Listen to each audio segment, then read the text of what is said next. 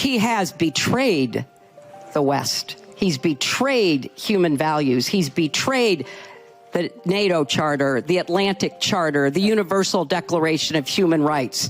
A lot of what has been done before to try to make sense of how difficult it is to restrain people who want unaccountable power. And none of us in this room, including all of us on this panel, would choose to live under a regime that was so unaccountable that it could act with impunity the way that Putin does, except that's who Trump is modeling himself I don't after. think...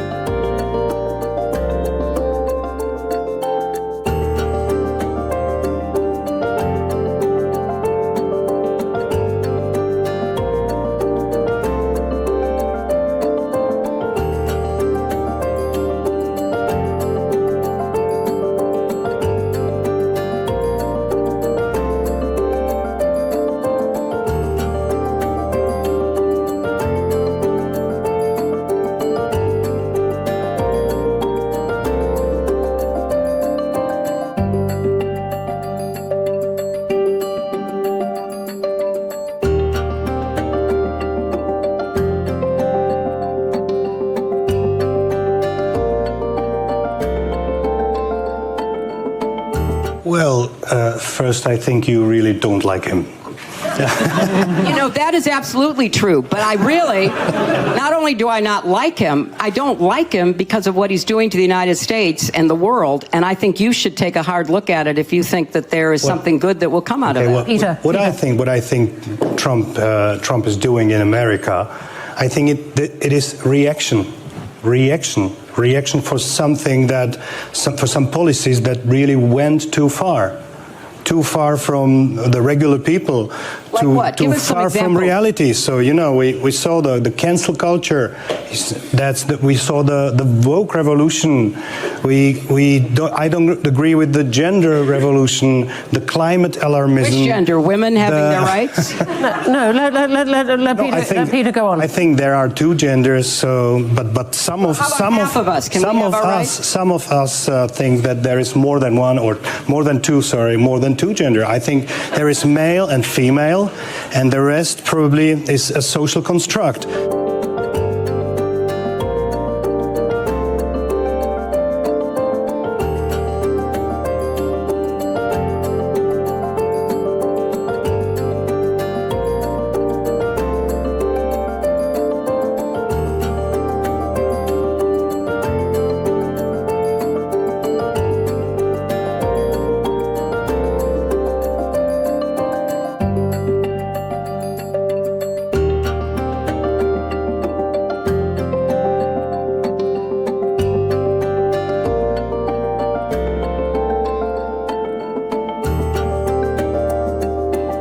Back to AOC. The Brooklyn congresswoman has showed up, oddly enough, at, of all places, the Munich Security Conference and made a pitch for, well, what's the old saying? To burnish her foreign policy credentials. Well, how did she go? You be the judge. I think what we identify is that in a rules-based order, hypocrisy is vulnerability. And so I think what we are seeking is a return to a rules-based order that eliminates the hypocrisies around when too often in the West we'd look the other way for inconvenient populations to act out these paradoxes. Yeah, that word salad there, that was a lot more Kamala Harris than Henry Kissinger. But she wasn't done. She was also asked what the U.S. should do if China decides to jump Taiwan. Big, easy question. Should America commit troops to this fight for freedom? Would and should the U.S. actually commit U.S. troops to defend Taiwan if China were to move?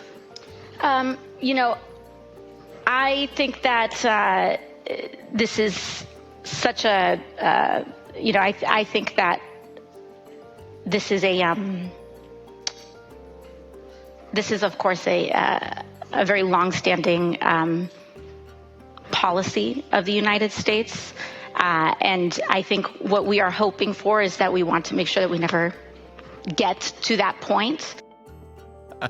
Was anybody else out there remembering that great time Kamala Harris did the whole routine about how Russia is a big country and Ukraine is a small country? Well, that's it right there. I mean, if that was any more of a word salad, it would need croutons. Though, to be serious, it is quite something that Alexandria Ocasio-Cortez and indeed the entire left can accuse Trump of not standing up to dictators and then turn around and stumble over the question of whether the U.S. should defend a democracy against the greatest authoritarian power on earth. Seems pretty simple to me. AOC, well, she also talked up the idea of a billionaire's tax, but as we all know from history, these sorts of things tend to very quickly become taxes on millionaires and then on the savings of everyone who doesn't want to be dependent on the government. So when you run for president, are you going to impose a wealth tax or a billionaire's tax? I don't think that I don't think that anyone, and that we don't have to wait for any one president to impose a wealth tax. I think that it needs to be done expeditiously. And note that she did not bat away that question about whether or not she'd be running for president. And all this matters because in a not terribly crowded field, AOC is indeed on many insiders' shortlists for a presidential or vice presidential bid. Now, here's the good news in all this, and this is where the truth bomb comes in. Her faction, this hard left faction, well, they may be ruining places like New York City under socialist mayor Zoran Mamdani, but normal Americans are looking at what they have on offer and increasingly saying, no thanks. If the ideology of the Democratic Party is shifting or changing, how are people feeling about it? Okay, so we're talking about the Democratic base, right? But what about all Americans, right? How about all voters? Voters who say the Democrats are now too liberal. Look at this percentage. It was 42% in 96, 48% in 2013, now 58% in 2025 of all voters say that the Democratic Party is too liberal. So the left is talking to themselves, not to the general public. How good, right? And that is going to explode in the Democrats' faces if they keep going down this road in 2028. Personally, I say bring it on. I mean, is it too early for me to get an AOC 2028 for President's bumper sticker for the Mustang? I won't have that little auto stop thing to deal with, will I?